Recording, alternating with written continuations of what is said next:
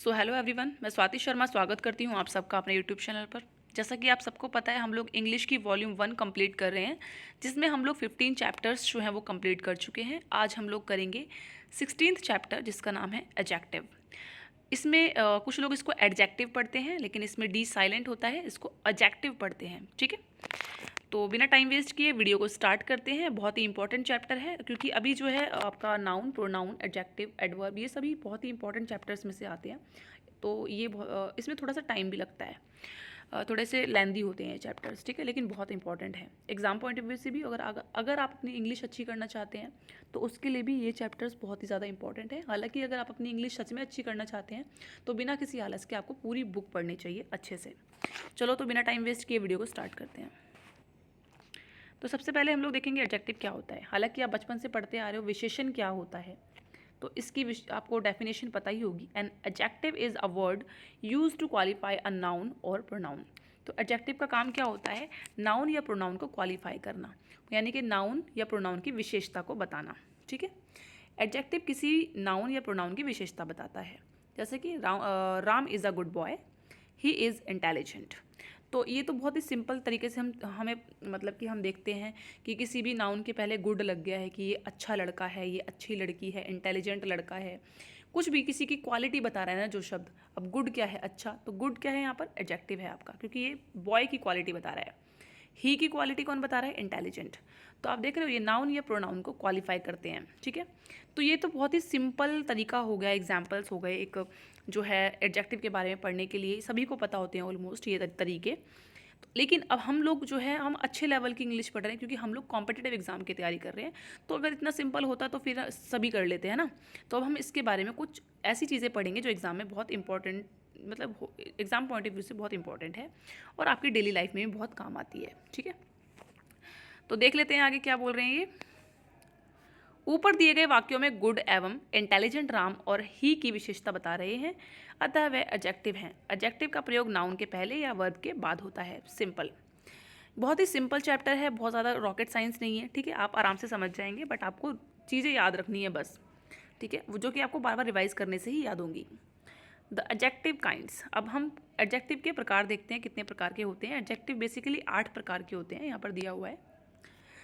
पहला है आपका adjective of quality, proper adjective, adjective of quantity, adjective of number, demonstrative adjective, distributive adjective, interrogative adjective और possessive adjective. Possessive adjective हम last chapter में वैसे पढ़ चुके हैं, कुछ कुछ चीज़ें समझ चुके हैं, लेकिन आप आज इस चैप्टर में हम उसको डिटेल में पढ़ेंगे। देखो, आप बिल्कुल भी ना ये मत सोचो कि कितना सारा है, ये कैसे याद होगा। कुछ भी नहीं है, बस आपको चीज़ें ध्यान में रखनी है। और जब आप चीज़ों को बार बार रिवाइज करते हैं तो ये आपके लिए बहुत नॉर्मल सी चीज़ें बन जाती हैं, आपको किसी भी चीज़ को रटने की ज़रूरत नहीं है। तो देखते हैं हम सबसे पहला एडजेक्टिव ऑफ क्वालिटी, जो हम पढ़ते आते हैं। He is a good boy, समझ रहे हो आप? कुछ भी जो नाउन की क्वालिटी बता रहा है वही। He is an intelligent boy.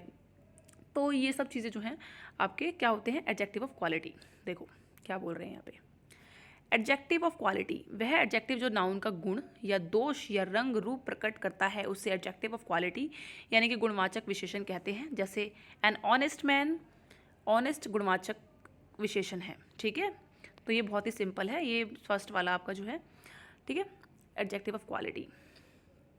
देखो इसमें क्या है, एडजेक्टिव ऑफ क्वालिटी में निम्नलिखित 2 प्रकार से वाक्य में प्रयुक्त हो सकते हैं। जैसे कि प्रयोग को एट्रीब्यूटिव यूज कहते हैं। ठीक है, जैसे कि तो एडजेक्टिव को ऐसे प्रयोग को एट्रीब्यूटिव यूज कहते हैं। जैसे कि देखो फर्स्ट एग्जांपल दिया हुआ है, सोलोमोन वॉज अ वाइज किंग। तो सोलोमोन जो था वो एक वाइज किंग था। ठीक है, दूसरा आपको एग्जाम्पल दिया हुआ है, ऊपर दिए गए वाक्य में किंग के पहले वाइज का प्रयोग हुआ है, जो एट्रीब्यूटिव है। समझ रहे हो आप? तो जो वाइज का यूज़ हुआ है ना, ये आपका एट्रीब्यूटिव है। यानी कि जो मतलब आप मान लो एडजेक्टिव ऑफ क्वालिटी होते हैं ना, जो ऐसे एडजेक्टिव जो क्वालिटी बताते हैं नाउन की, इनको यूजुअली हम एट्रीब्यूटिव भी कह देते हैं। बस इसमें इतना आपको ज़्यादा कंफ्यूज होने की ज़रूरत नहीं है। ठीक है, सेकंड है आपका प्रिडिकेटिव। पहले हमने देखा एट्रीब्यूटिव यूज़, यानी कि सिंपल सा हमने नाउन को क्वालिफाई करवा दिया। यहाँ पे नाउन से पहले आपके कोई भी क्वालिटी बता दी। दूसरा है प्रिडिकेटिव यूज़, जैसे कि जब किसी एडजेक्टिव का प्रयोग वर्ब के बाद होता है। अब देखो, ये तो क्या था, नाउन से पहले हो रहा है, जब वर्ब के बाद होगा तो उससे एडजेक्टिव के ऐसे प्रयोग को प्रेडिकेटिव यूज़ कहते हैं। जैसे कि द वेदर इज़ प्लेजेंट। तो बात किसकी हो रही है? ये वेदर की बात कर रहा है कि वेदर जो है बहुत अच्छा है। ये प्लेजेंट क्या है आपका? एडजेक्टिव है, लेकिन ये वर्ब के बाद आया है, तो इसको बोल देते हैं हम प्रेडिकेटिव यूज। ठीक है, अब देखो ऊपर दिए गए वाक्य में प्लेजेंट का प्रयोग प्रेडिकेटिव पार्ट में हुआ है। प्रॉपर एडजेक्टिव, अब हम देखेंगे प्रॉपर एडजेक्टिव। ठीक है, आपको थोड़ा सा क्लियर दिख रहा है? एक सेकेंड, ये मुझे लग रहा है मैंने जो वो लिया है ना इसका, कोई नहीं, ये नंबर लिखे हुए हैं 3 4 5 और कुछ भी नहीं है, बाकी सब यहाँ पर प्रॉपर है। हम सेकंड पढ़ेंगे प्रॉपर एडजेक्टिव, यानी कि व्यक्तिवाचक।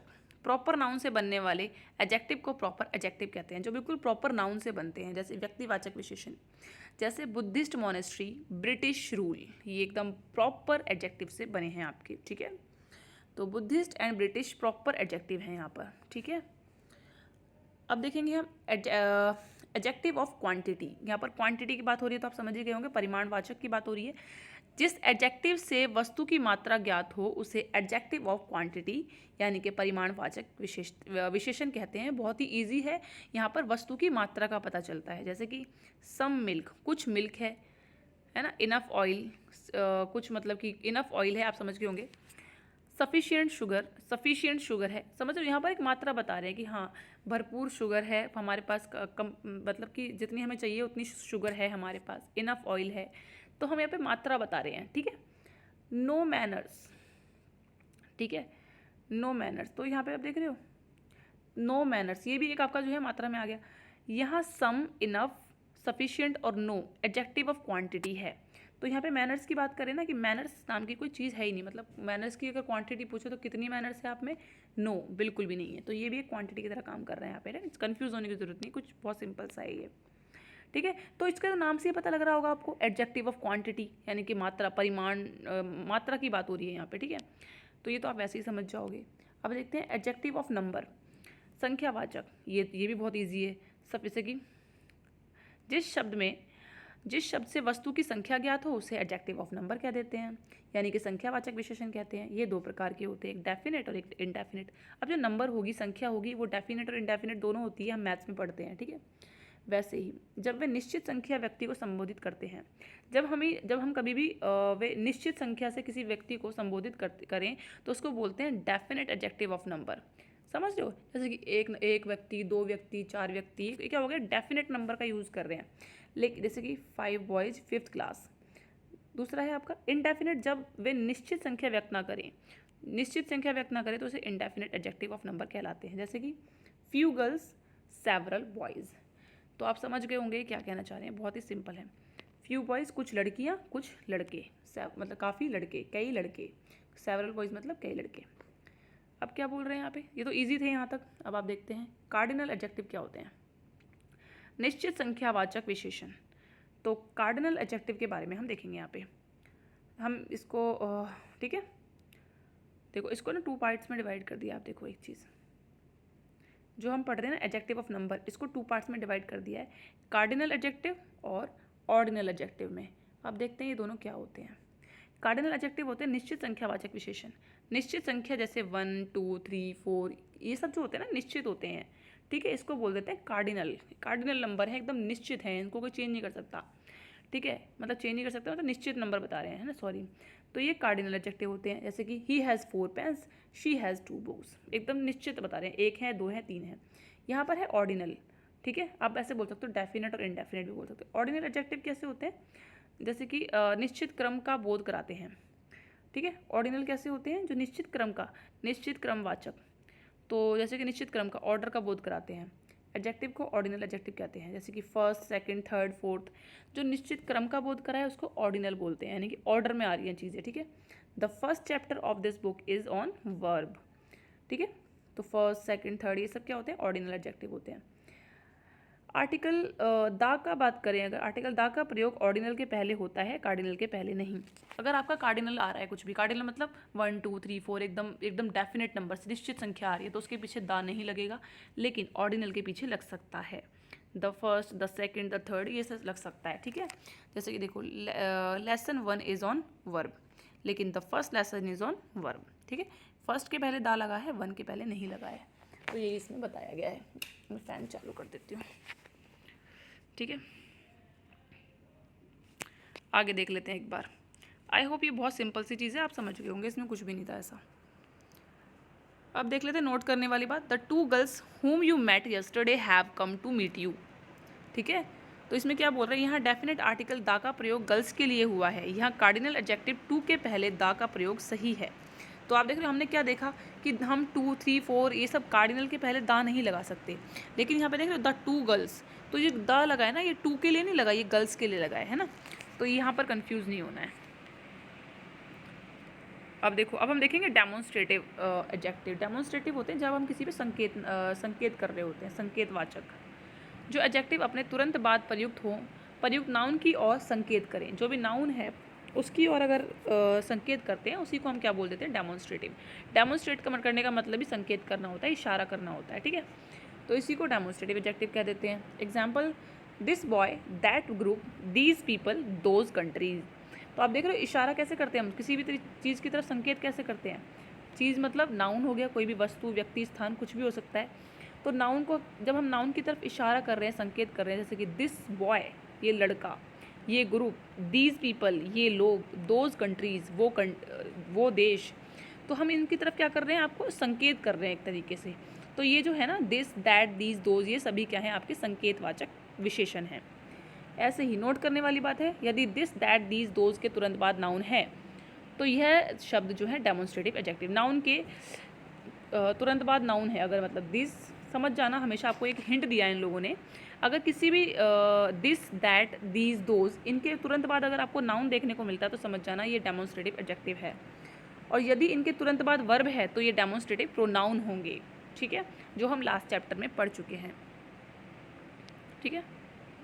जैसे कि एग्जाम्पल्स देख लेते हैं, दोनों में डिफरेंस देखते हैं कि डेमोन्स्ट्रेटिव एडजेक्टिव क्या होते हैं, डेमोन्स्ट्रेटिव प्रोनाउन क्या होते हैं। देखो, दिस गर्ल इज़ गुड।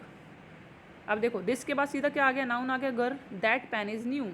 अब दैट के बाद भी सीधा नाउन आ गया pen. These shirts are white, तो दीज के बाद भी सीधा शर्ट्स आ गया, यानी कि नाउन आ गया। जैसे ही दिस, दैट, दोज के बाद नाउन आ जाए सीधा, तो वो होते हैं डेमोन्स्ट्रेटिव एडजेक्टिव। और वैसे ही डेमोन्स्ट्रेटिव प्रोनाउन की अगर हम बात करें तो आपका देखो, this is a good girl, this is a new pen, these are white shirt. तो इनके बाद क्या आ रहा है, वर्ब आ रहा है, इज़, आर, ये क्या है, हेल्पिंग वर्ब है। और अगर इनके बाद वर्ब आता है तो ये आपके डेमोन्स्ट्रेटिव प्रोनाउन होते हैं। बस सिंपल सी बात है। देखो, डिस्ट्रीब्यूटिव एडजेक्टिव क्या होते हैं, जो विभाग सूचक होते हैं। नाम से पता लग रहा है डिस्ट्रीब्यूटिव हैं, विभाग सूचक हैं। जो एडजेक्टिव किसी वर्ग की प्रत्येक वस्तु या व्यक्ति को संबोधित करे उसे डिस्ट्रीब्यूटिव एडजेक्टिव कहते हैं, विभाग सूचक विशेषण कहते हैं। जैसे कि each candidate is honest, every boy is present today. तो आप देख रहे हो, तो ये डिस्ट्रीब्यूट करते हैं ना, ईच, एवरी, ये जो शब्द होते हैं ना, ईदर, नीदर, ये सब डिस्ट्रीब्यूटिव होते हैं वर्ड, ठीक है। तो ये जो डिस्ट्रीब्यूटिव वर्ड होते हैं ना, ये क्या करते हैं, जब इनके तुरंत बाद अगर आपको कोई नाउन देखने को मिल जाए, ये देखो नाउन देखने को मिल जाए, तो आप समझ जाना ये किसका काम कर रहे हैं, डिस्ट्रीब्यूटिव एडजेक्टिव का काम कर रहे हैं, ठीक है। ये विशेषता बता रहे हैं उस नाउन की, ठीक है।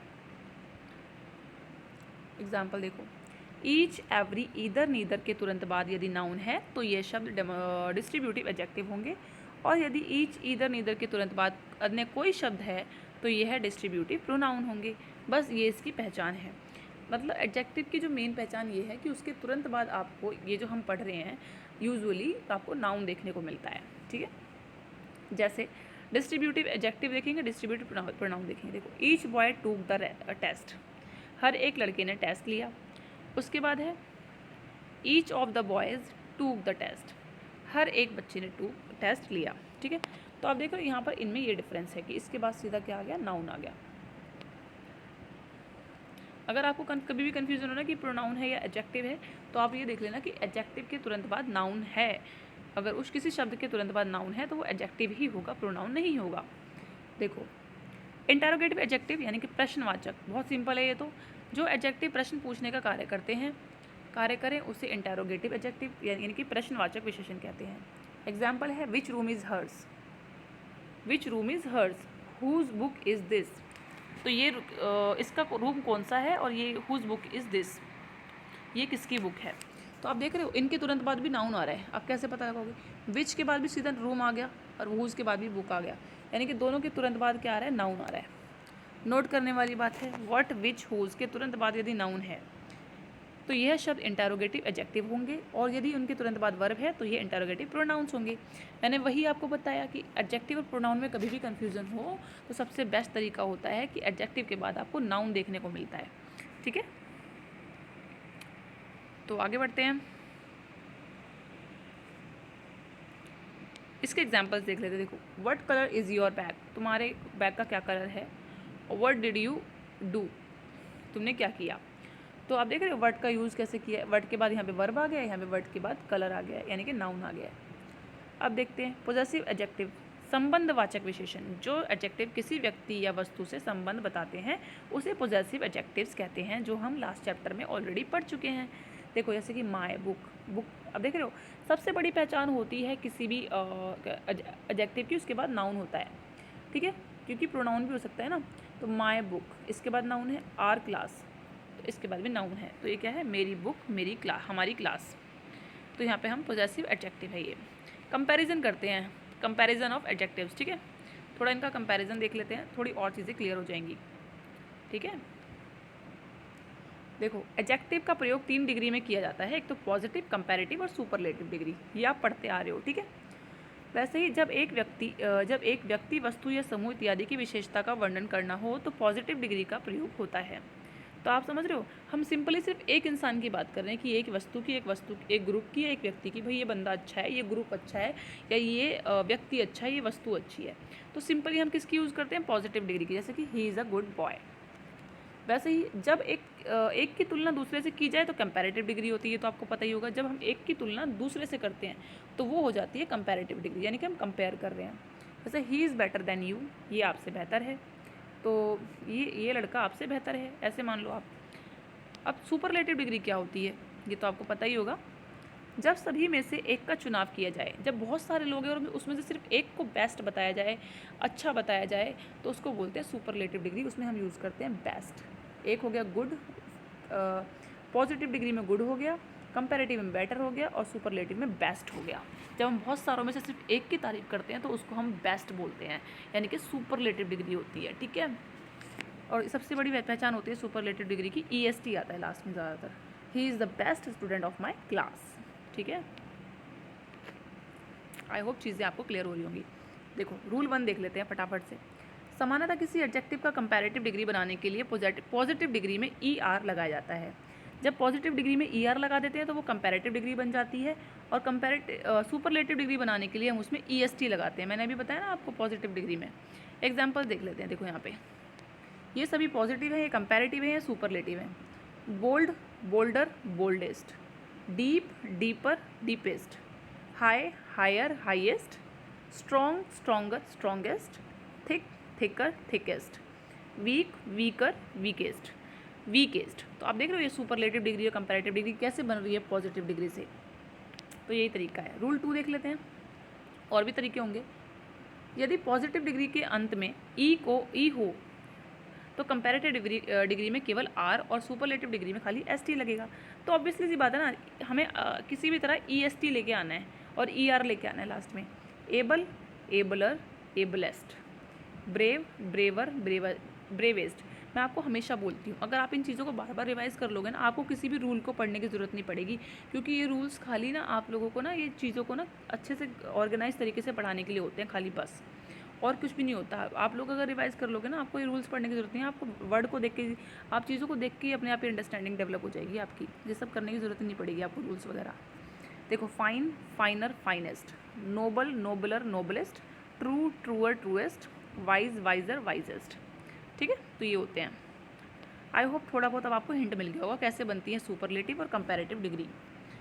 देखो जब पॉजिटिव डिग्री कॉन्सोनेंट में ख़त्म हो और उसके पहले कोई शॉर्ट वोवल आए तो कॉन्सोनेंट का डबल करने के बाद क्रमशः ER EST लगाकर कंपैरेटिव डिग्री या सुपरलेटिव डिग्री बनाया जाता है।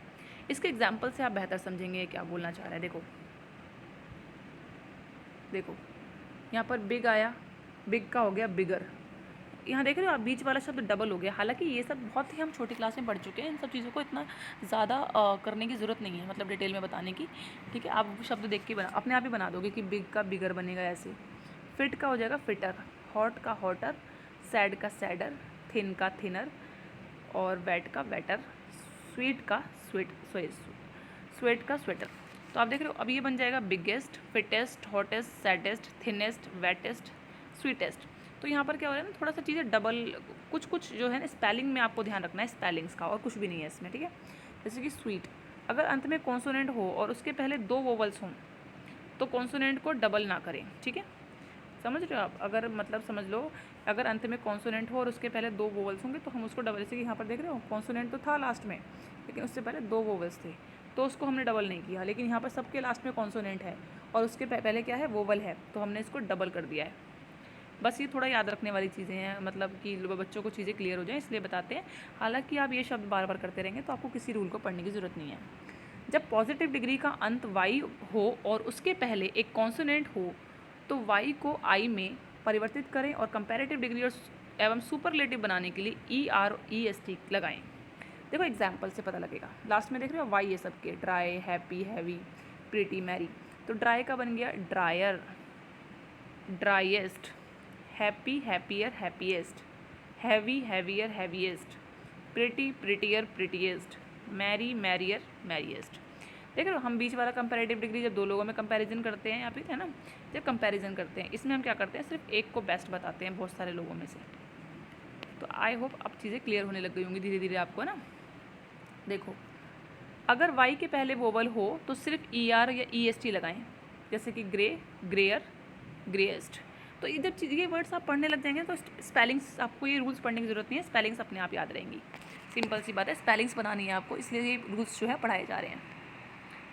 देखो 2 शब्द खंड यानी कि 2 सिलेबस के कोई एडजेक्टिव एवं 2 से अधिक शब्द खंड के सभी एडजेक्टिव्स के कंपैरेटिव एंड सुपरलेटिव क्रमशः मोर या मोस्ट लगाकर बनाए जाते हैं। देखो कुछ कुछ ऐसे वर्ड भी होते हैं ना जिनके आगे हम ER या EST नहीं लगा सकते, तो हम क्या करते हैं, उनके पहले हम मोर लगा देते हैं, कंपैरेटिव डिग्री में मोर लगा देते हैं और सुपरलेटिव डिग्री में मोस्ट लगा देते हैं। जैसे देखो ब्यूटीफुल, अब ब्यूटीफुल को ब्यूटीफुल ईयर थोड़ी बोल दोगे आप, तो इसके पहले हमने मोर लगा दिया, beautiful, more beautiful, most beautiful. Courageous, more courageous, most courageous. Intelligent, more intelligent, most intelligent. Pleasant, more pleasant, most pleasant. तो आप देख रहे हो मोर और मोस्ट बना के भी हम कंपैरेटिव लगाकर कंपैरेटिव और सुपरलेटिव डिग्री बना सकते हैं। दूसरा नोट करने वाली बात क्या है, कुछ एडजेक्टिव्स किसी भी नियम का पालन नहीं करते हैं, वह पूरी तरह से परिवर्तित हो जाते हैं, जैसे कि गुड और वेल। अब गुड और वेल को हम इसमें ER या कुछ भी नहीं लगा सकते, मोर भी नहीं लगा सकते। गुड और वेल बन जाता है बेटर, बाद में बन जाता है बेस्ट, सुपरलेटिव में बेस्ट बन जाता है। बैड और इल यानी कि बुरा, ये कंपैरेटिव में वर्स बन जाएगा और सुपरलेटिव में वर्स्ट बन जाएगा। लिटिल का बन जाएगा लेस या लेसर, लास्ट में लीस्ट। फोर का बन जाएगा फॉर्मर, फोर मतलब होता है पहले, तो इसका बन जाएगा फॉर्मर, इसका बन जाएगा फॉरमोस्ट या फर्स्ट। लेट का बन जाएगा लेटर या लेटर, इसका बन जाएगा लास्ट या लेटेस्ट। देख रहे हो आप, far, farther, farthest. Near, nearer, nearest या नेक्स्ट भी बोल सकते हैं इसको, ठीक है। Old, older, elder, oldest, eldest. Much, many को मोर बोलते हैं और सुपरलेटिव में मोस्ट बोलते हैं। वेल और इल एडवर्ब्स हैं, ठीक है, ये बताया गया इसमें, ठीक है। तो आगे देखते हैं अब correct use of some adjectives. तो करेक्ट यूज़ देखते हैं कुछ और एडजेक्टिव्स का। Use of some and any, ठीक है। पहले हम सम का यूज़ देखेंगे फिर एनी का। देखो सम और एनी का अर्थ होता है कोई या कुछ या थोड़ा, पर दोनों का प्रयोग में फ़र्क होता है। ये नहीं कि आप कहीं भी सम यूज़ कर लो कहीं भी एनी। तो देखते हैं कहाँ पर हम यूज़ कर सकते हैं, क्योंकि एग्ज़ाम में आप देखोगे यहीं से क्वेश्चंस बन जाते हैं और आपको समझ नहीं आएगा कि ये जो सेंटेंस है सही है या नहीं।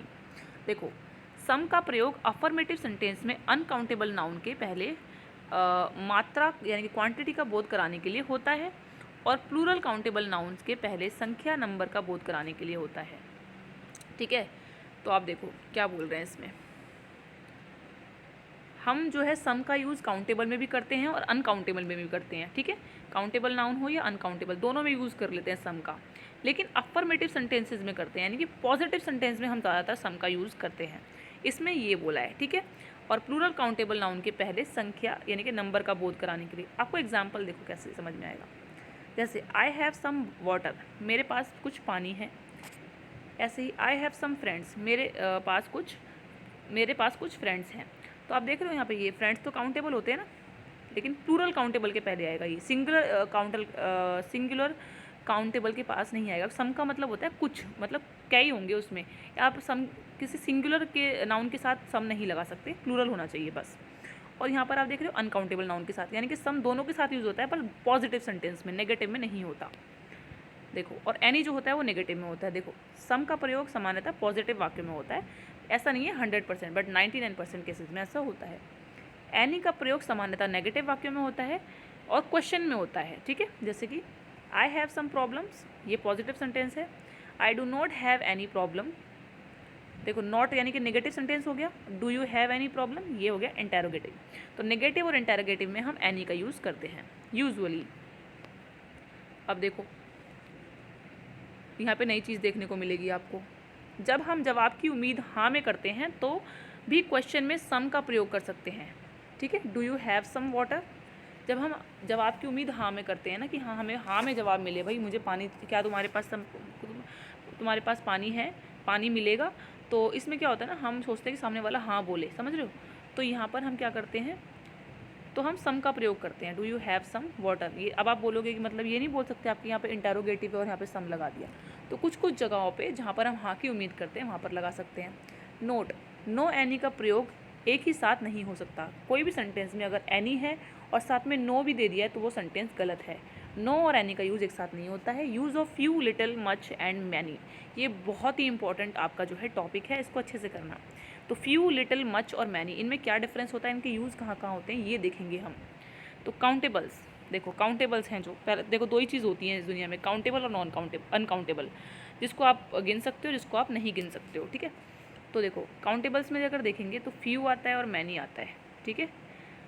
अनकाउंटेबल में आता है लिटिल और मच, देख रहे हो आप। काउंटेबल में जहाँ पर फ्यू होगा, अनकाउंटेबल में वहाँ पर क्या होगा, लिटिल होगा यानी कि कम। और काउंटेबल में जहाँ मैनी होगा यहाँ पर होगा, अनकाउंटेबल में मच होगा। मच होता है अनकाउंटेबल, मैनी होता है आपका काउंटेबल, ठीक है। ये आपको याद रखना है, मतलब ज़्यादा। अब आगे देखते हैं। बहुत ऑर्गेनाइज तरीके से जो है ना इस बुक में चीज़ों को समझाया गया, आप खुद अकेले पढ़ के भी इसको सीख सकते हैं।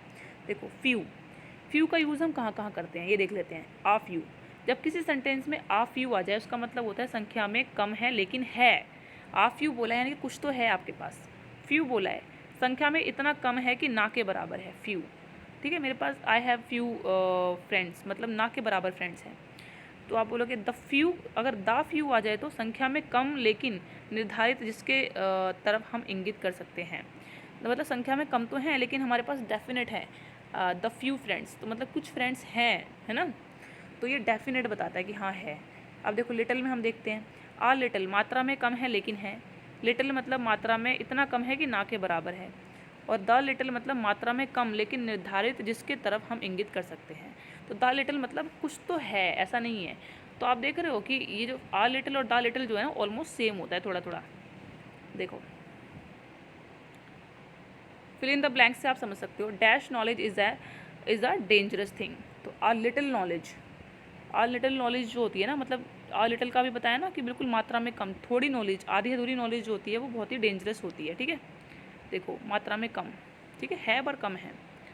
उसके बाद है the doctor advise him to rest for few days, यहाँ पर फ्यू आ जाएगा, फॉर अ फ्यू डेज़। देखो आ फ्यू डेज़ का क्या मतलब बताया था मैंने आपको कि कुछ दिन, ठीक है। नेक्स्ट है आपका the show was cancelled as few people turned, ठीक है, एज द थर्ड वाला हो गया हमारा, थर्ड नहीं हुआ, सॉरी पहले थर्ड कर लेते हैं हम। थर्ड में क्या है आपका, देखो इसको क्लोजअप में करती हूँ। थर्ड में क्या है आपका, dash water I kept for you has been finished by him.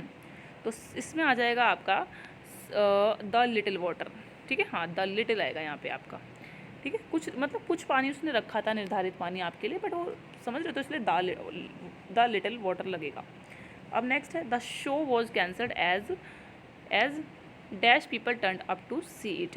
तो मतलब अ फ्यू पीपल ही आएगा इसमें भी, हाँ फ्यू पीपल। देखो फ्यू पीपल के लिए हमने क्या देखा था, संख्या में इतना कम ना के बराबर, मतलब शो कैंसिल हो गया क्योंकि few people turned up to see it, मतलब फ्यू मतलब ना के बराबर लोग उसे देखने आए थे, few people. I can not prepare tea for you, there is few milk in the, इसमें भी फ्यू आ जाएगा आपका क्योंकि ना के बराबर मिल्क है, few milk in the refrigerator. देखो ना के बराबर है तभी तो वो चाय नहीं बना पाई है ना, इसलिए ये आपका हो जाएगा। तो आई होप समझ गए होंगे कि आ लिटिल का यूज़ कब करते हैं, आ फ्यू का कब करते हैं, फ्यू का कब करते हैं, दा फ्यू का कब करते हैं। ये बहुत इंपॉर्टेंट चीज़ है, आपको पढ़नी है, याद रखनी है, ठीक है। अब देखो एक सेकेंड, ठीक है। अब नेक्स्ट देखते हैं, क्वांटिटी एवं नंबर शब्द के साथ लिटिल एवं फ्यू शब्द का प्रयोग नहीं हो सकता। अगर क्वांटिटी है तो लिटिल, नंबर है तो फ्यू के साथ शब्द का प्रयोग नहीं हो सकता, इनके साथ स्मॉल का प्रयोग होता है। जैसे कि अगर क्वांटिटी है, क्वांटिटी दी हुई है और नंबर दिया हुआ है तो हम लिटिल और फ्यू का यूज़ नहीं करेंगे, हम स्मॉल का यूज़ करेंगे। जैसे कि little quantity of food was wasted, तो हम ये नहीं बोलेंगे लिटिल, कुछ little quantity of food waste हो गया, नहीं, small quantity of food was wasted, ठीक है, इस टाइप से बनेगा। कुछ कुछ एक्सेप्शनल केसेस पढ़ने होते हैं हमें, जैसे कि एडजेक्टिव के कुछ सही प्रयोग। Rule 1, as, and so as के बीच एडजेक्टिव एडवर्ब के पॉजिटिव डिग्री का प्रयोग करें। जब एज आता है और सो एज आता है तो इसके बीच में हम पॉजिटिव डिग्री का यूज़ करते हैं, ना कि कंपैरेटिव या सुपरलेटिव। जैसे कि he is as good as his brother, कुछ लोग क्या करेंगे, बेटर लिख देंगे, he is as better as his brother, नहीं, बेटर नहीं आएगा क्योंकि कंपैरिजन कर रहे हैं तो लोग सोचते हैं कि भैया कंपैरेटिव डिग्री लगा देते, नहीं, एज आ रहा है, सो एज आ रहा है तो हम पॉजिटिव डिग्री लगाएंगे। जैसे कि he ran as fast as he could, ठीक है। तो इसमें हम क्या कर रहे हैं, हम एडजेक्टिव कौन सा यूज़ करेंगे, गुड और फास्ट यूज़ करेंगे, ठीक है। नेक्स्ट देख लेते हैं, रूल 2 देखते हैं। कंपैरेटिव डिग्री में एडजेक्टिव प्लस ER देन का प्रयोग होता है, देन के पहले हमेशा कंपैरेटिव डिग्री का प्रयोग करें। जैसे कि एग्जांपल देखते हैं, he is better than his brother. Comparative degree में एडजेक्टिव प्लस ER का यूज़ करेंगे। जब कंपैरेटिव डिग्री करते हैं तो हम क्या करते हैं, हम ER लगा देते हैं, ठीक है। अभी हम पीछे देख के आ चुके हैं इस चीज़ को, he is better than his brother. Comparative degree के बाद देन का प्रयोग हो भी सकता है और नहीं भी, ऐसा ज़रूरी नहीं है कि हम कंपैरेटिव डिग्री में हमेशा देन का यूज़ करेंगे, बट यूजुअली करते हैं। जैसे कि देखो, today I am feeling better, तो यहाँ पर आप देख रहे हो बेटर, यहाँ पर आपने देन का यूज़ नहीं किया, तो हमेशा देन का यूज़ ज़रूरी नहीं है कि होगा ही होगा। देखो रूल 3, सुपरलेटिव डिग्री के पहले आर्टिकल दा का प्रयोग होगा। अगर सुपरलेटिव डिग्री है तो आपको हमेशा याद रखना है कि दा यूज़ होगा ही होगा। He is the best player of the team, ठीक है। जहाँ EST वाले यानी कि सुपरलेटिव डिग्री के आएंगे वहाँ पर दा लगेगा उससे पहले। अब देखो रूल 4, अगर सिर्फ 2 व्यक्ति, वस्तु इत्यादि के बीच में से एक का चुनाव किया जाए तो सुपरलेटिव डिग्री का प्रयोग नहीं, कंपैरेटिव डिग्री का प्रयोग करें। जब हम 2 लोगों में चुनाव कर रहे हैं ना, तो यानी कि वो कंपैरिजन कर रहे हैं हम, तो हम क्या करेंगे, कंपैरेटिव डिग्री का यूज़ करेंगे, जिसके पहले आर्टिकल दा और जिसके बाद प्रेपोजिशन ऑफ लगाएं। देखो कभी, अब देखो अभी हमने क्या देखा कि हम लोग सुपरलेटिव डिग्री के साथ तो हमेशा ही दा लगाएंगे, लेकिन कभी कभी कंपैरेटिव डिग्री के साथ भी हम दा लगाएंगे, ठीक है। कब, जब हम 2 लोगों में कंपैरिजन करेंगे। जैसे कि देखो, she is the best of the two sisters, नहीं, she is the better of the two sisters, ठीक है, ऐसे बोलेंगे, she is the better of the two sisters, ठीक है, 2 में से कंपैरिजन हो रहा है। अगर सभी में से एक का चुनाव किया जाए तो सुपरलेटिव डिग्री का प्रयोग होगा और जिसका पहले भी आर्टिकल दा का प्रयोग होगा, जिसके बाद प्रेपोजिशन ऑफ का प्रयोग होगा। देखो ऑफ का यूज़ आप देख गए हो, यहाँ पे पहले किसका यूज़ होगा, आर्टिकल दा का यूज़ हुआ, उसके बाद ऑफ का यूज़ हुआ, प्रेपोजिशन, ठीक है। सुपरलेटिव डिग्री में तो हमें पता ही है कि हम हमेशा दा का यूज़ करेंगे, उससे पहले दा हमेशा आता है। जैसे कि he is the best of all the players, तो अगर हमने दा लगा दिया बेस्ट ऑफ, तो हमें ऑफ भी लगाना है साथ में, best of all the players, ठीक है। बेसिक सी बात ये बोली है इसमें। अब ये देखते हैं रूल 5, जब एक नाउन या प्रोनाउन की 2 विशेषताओं के बीच तुलना हो तो कंपैरेटिव डिग्री नहीं, मोर प्लस पॉजिटिव डिग्री का प्रयोग करें, ठीक है। जैसे कि क्या बोला है, जब नाउन या प्रोनाउन की 2 विशेषताओं अगर हमें किसी भी नाउन या प्रोनाउन की 2 विशेषताएं बतानी है, उसमें तुलना करनी है, तो हम कंपैरेटिव डिग्री का यूज़ नहीं करेंगे, यहाँ पर हम यूज़ करेंगे मोर प्लस पॉजिटिव डिग्री का। यानी कि कंपैरेटिव डिग्री हम कैसे बनाएंगे, मोर लगा के बनाएंगे। देखो, he is wiser than intelligent, मतलब इंटेलिजेंट से ज़्यादा वो वाइज है, समझदार है, ये बोलना चाह रहे हैं हम इसमें। लेकिन आप देख रहे हो ये कोई बन ही नहीं रहा ये कंपैरेटिव डिग्री। हम बोलेंगे he is more wise than intelligent. ठीक है।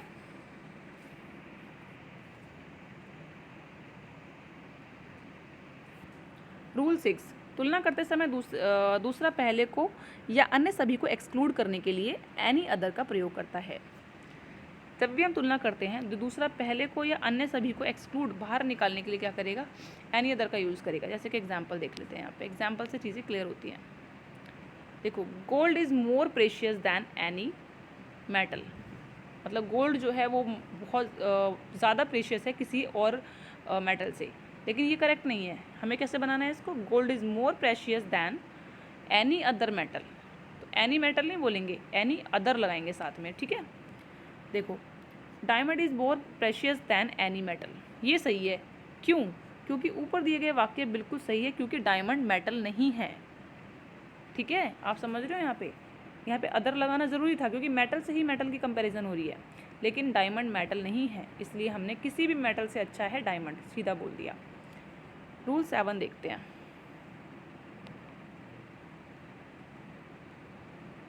देखो, IOR आयर में ख़त्म होने वाले एडजेक्टिव्स के बाद देन नहीं टू का प्रयोग होता है। जो अभी आपके एडजेक्टिव है ना जो IOR से ख़त्म होते हैं, उनके साथ देन नहीं लगता, टू लगता है। जैसे कि superior to, inferior to, senior to, junior to, prior to, anterior to, president posterior to. ठीक है। अब इसका एग्जाम्पल देख लेते हैं। He is senior than me, नहीं होगा, होगा he is senior to me. ठीक है।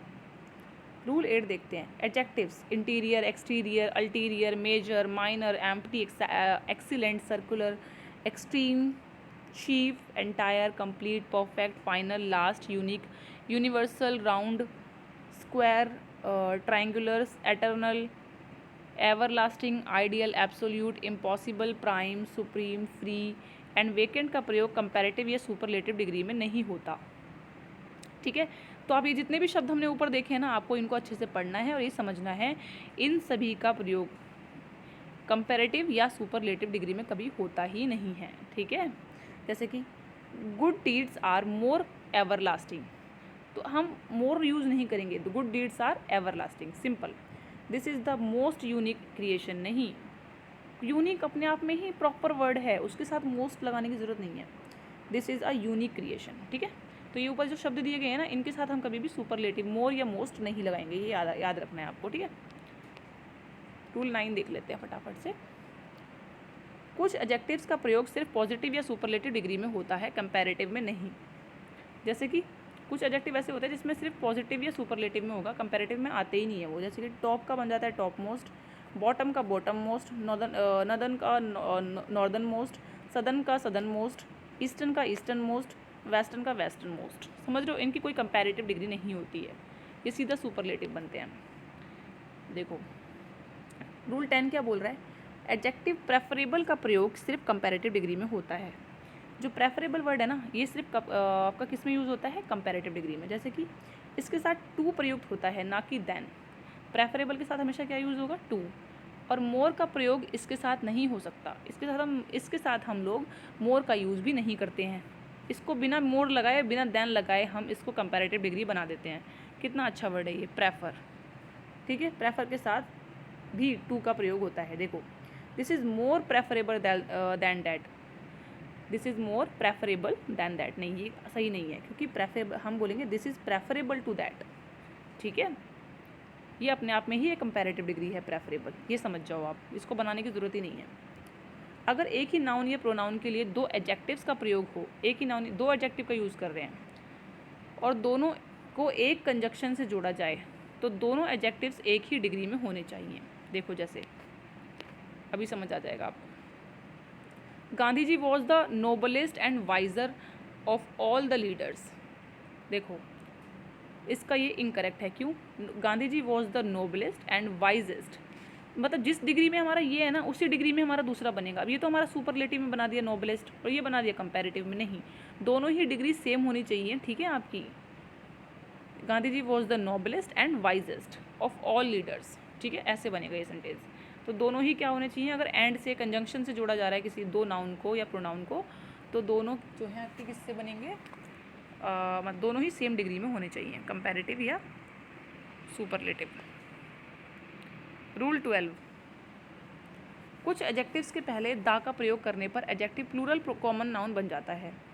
इनके बाद प्लूरल वर्ब का प्रयोग होता है।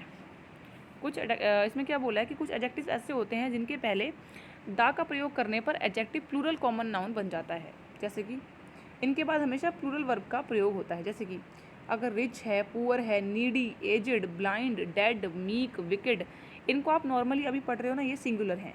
अगर इनके साथ आपने दा लगा दिया, जैसे कि द रिच, तो इसका मतलब हो जाएगा ये प्लूरल है। द रिच मतलब ये रिच पीपल, रिच अमीर लोगों के बारे में बात कर रहा है। तो दा लगते ही ये क्या बन जाता है, प्लूरल बन जाता है। ये सारे शब्द जो भी हैं, the dead, the meek, the wicked, the needy, the aged, ये सब मतलब पूरे ग्रुप की बात हो रही है वहाँ पे।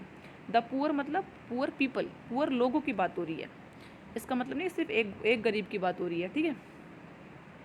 रूल 13 अगर देखें, सामान्यतः वर्ब्स को एडवर्ब मॉडिफाई करते हैं। यूजुअली क्या होता है, वर्ब्स को एडवर्ब मॉडिफाई करते हैं। जैसे कि ही वर्क्स ऑनेस्टली, तो जहाँ पर एल वाई लगता है ना, ये सब एडवर्ब्स होते हैं। ये हम नेक्स्ट चैप्टर में पढ़ेंगे, ठीक है। एडजेक्टिव में एल वाई लगाकर एडवर्ब बनाया जाता है कुछ अपवादों को छोड़कर। जैसे polite, politely, bad, badly, sincere, sincerely, ये सब जो है एडजेक्टिव जो है आपके एडवर्ब बन जाते हैं एडजेक्टिव में एल वाई लगा के। जैसे कि देखो, लेकिन वर्ब्स में वर्ब्स ऑफ सेंसेशन जैसे कि seem, look, appear, feel, taste, sound and smell के बाद एडवर्ब नहीं एडजेक्टिव का प्रयोग होता है। जैसे कि क्या बोलना चाहता है, देखो, ही फील्स बैडली, नहीं, यहाँ पर आप ही फील्स बैडली नहीं लगा सकते।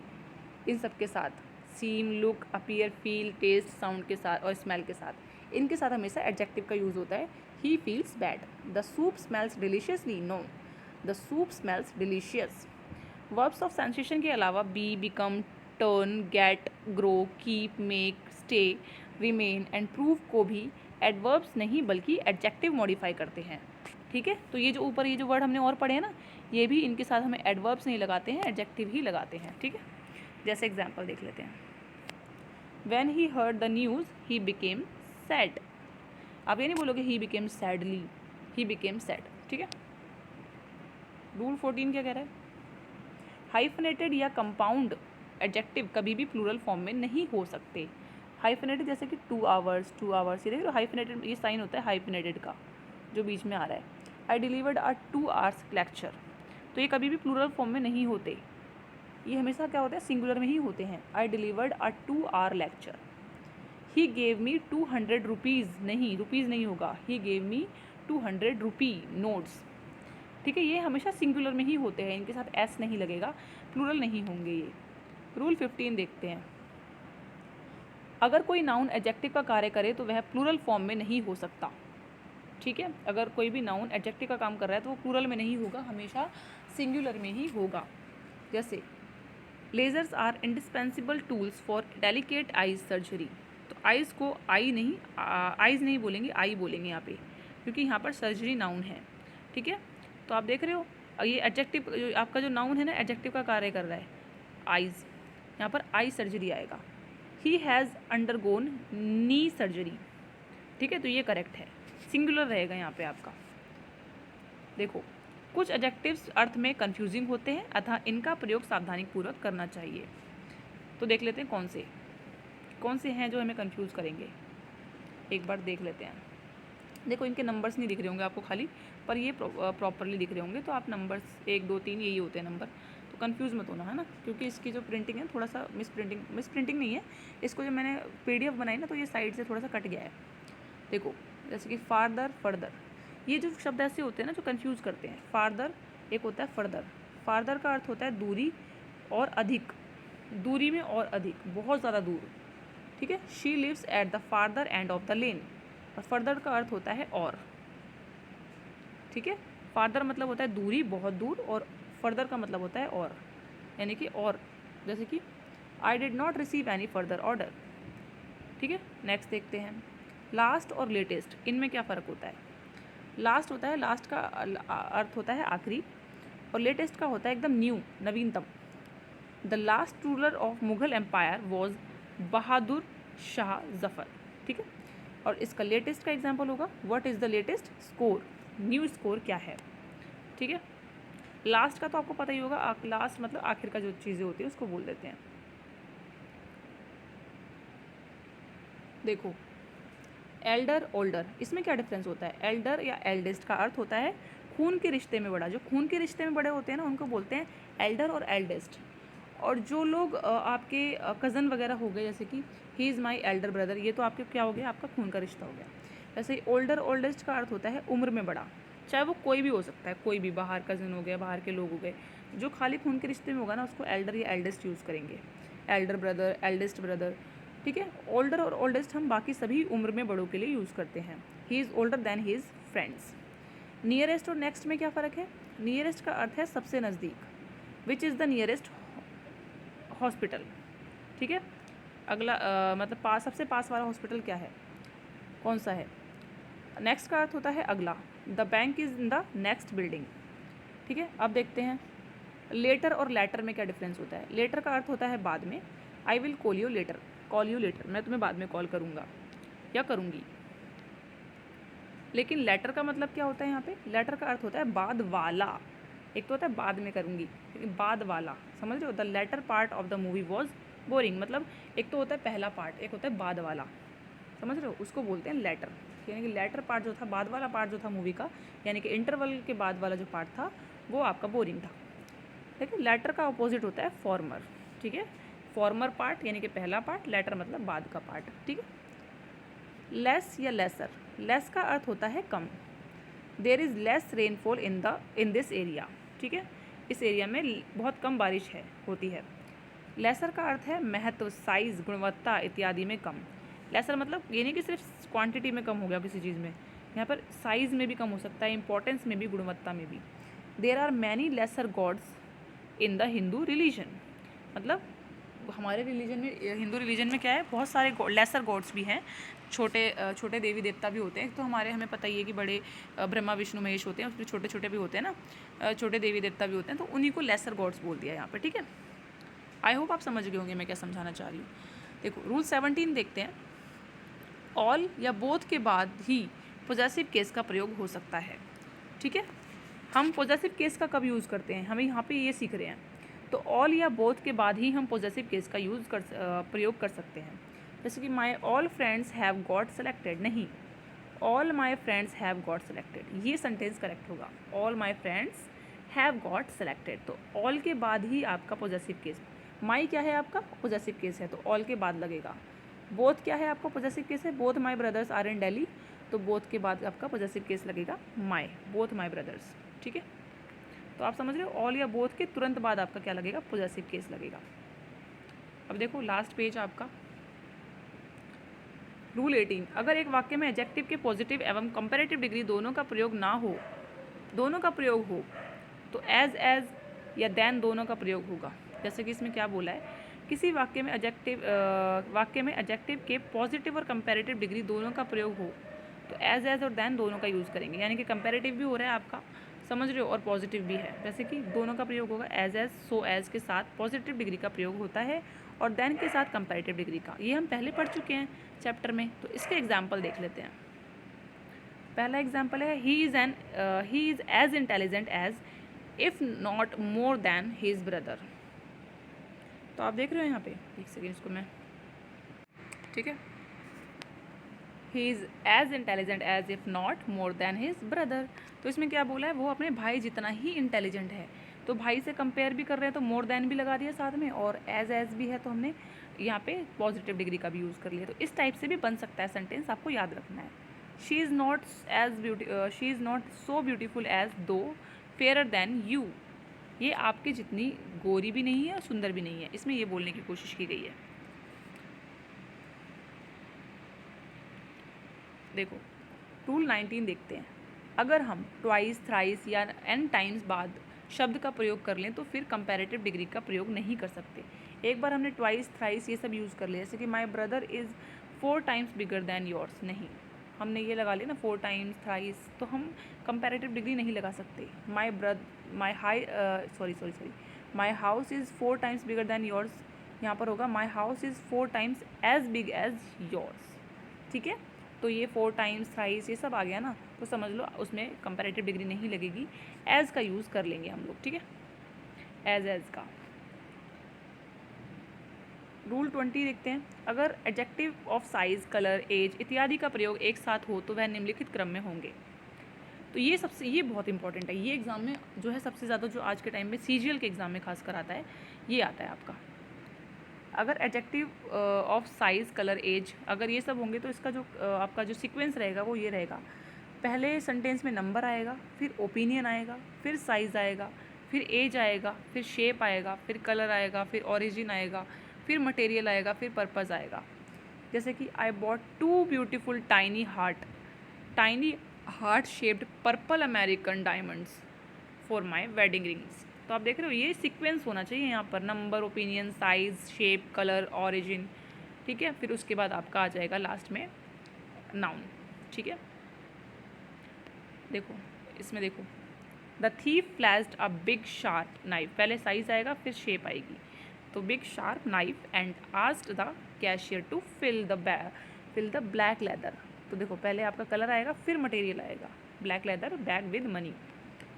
We can remember the order as, ये इसका ना एक निमोनिक है, यानी कि एक शॉर्ट ट्रिक है याद करने की।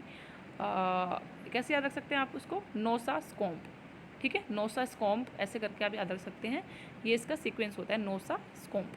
जैसे कि एन से नंबर हो गया, ओ से आपका ओपिनियन हो गया, एस से साइज़ हो गया, ए से एज हो गया, फिर एस से शेप हो गया, सी से कलर हो गया, ओ से ओरिजिन हो गया, एम से मटेरियल हो गया और पी से पर्पज़ हो गया। ठीक है, और बाकी देखो आपको दे ही रखा है यहाँ पे नंबर क्या होते हैं, साइज़ क्या होते हैं। नंबर आपको पता ही है, 1 या मैनी आ गया। ओपिनियन में ब्यूटीफुल, प्रिटी, अगली, ये सब आ जाएगा। एज में आ जाएगा ओल्ड, न्यू, रिसेंट। कलर में ब्लू, रेड, पिंक। मटेरियल में वुडन है, लेदर है ना, मटेरियल कैसा है। साइज़ में big, small, tiny, minute. Shape round होगी, ओवल होगी, हार्ट शेप्ड होगी, जो भी है। ओरिजिन इंडियन है, जर्मन है। पर्पज़ वेडिंग, डाइनिंग, स्लीपिंग क्या है, ये सब चीज़ें जो है ना सीक्वेंस आपको याद रखना है नोसा स्कॉम्प से। ठीक है, किसी भी तरीके से आप इसको पढ़ सकते हैं और अपने तरीके से और याद रख सकते हैं, ये एक ट्रिक है, बस आपको याद होनी चाहिए। अब देखेंगे रूल 21, 2 कंपैरेटिव और एवं 2 सुपरलेटिव डिग्रीज़ का प्रयोग एक साथ नहीं होता है, क्योंकि ऐसा करने से वाक्य सुपरफ्लुअस हो जाता है। ना तो हम एक साथ 2 कंपैरेटिव डिग्री यूज़ कर सकते हैं और ना ही एक साथ सुपरलेटिव डिग्री। जो सेंटेंस होगा वो हमारा एकदम ख़राब हो जाएगा, सुपरफ्लुअस हो जाएगा। He is the most cleverest of all the officers. आप देख रहे हो, मोस्ट भी लगा दिया और क्लेवरेस्ट भी लगा दिया, तो 2 सुपरलेटिव नहीं चलेगा। He is the cleverest of all the officers. This is more better than that. देखो मोर भी लगा दिया, बेटर भी लगा दिया, दोनों कंपैरेटिव डिग्री नहीं चलेगी साथ में। This is better than that. ठीक है, ऐसे हो जाएगा। देखते हैं ये लास्ट रूल, जब 2 एडजेक्टिव्स के साथ अलग अलग प्रेपोजिशन की आवश्यकता हो तो उपयुक्त प्रेपोजिशन का प्रयोग करें। देखो जब 2 एडजेक्टिव्स के साथ अलग अलग प्रेपोजिशन चाहिए ना हमें, तो हम क्या करेंगे, he is senior and more experience than you, ऐसे नहीं बोलेंगे इसको, he is senior to and more experience than you. तो हम अपने सीनियर, जो सीनियर के साथ हम क्या यूज़ करते हैं, टू, उसके साथ वाला भी लगा दो, इसकी भी इज्जत रख दो। और जो दूसरा है मोर एक्सपीरियंस, क्योंकि दैन लगा रहे हैं तो मोर तो लगाना पड़ेगा, तो मोर एक्सपीरियंस दैन यू, इसका भी इज्जत रख दो। दैन की भी इज्जत रख दी, टू की भी इज्जत रख दी, बात ख़त्म। इस तरीके से हम 2 कंपैरेटिव डिग्रीज़ को क्या कर सकते हैं, 2 एडजेक्टिव्स के साथ अलग अलग प्रेपोजिशन के यूज़ कर सकते हैं। ठीक है, अब जो है आपका प्रैक्टिस सेट स्टार्ट हो गया। आई होप ये वीडियो आप लोगों के लिए यूज़फुल रही होगी, आपको काफ़ी हेल्प मिली होगी। ठीक है, अपनी तैयारी जारी रखिए और पूरी बुक को अच्छे से कीजिए। Thank you so much everyone for watching my video.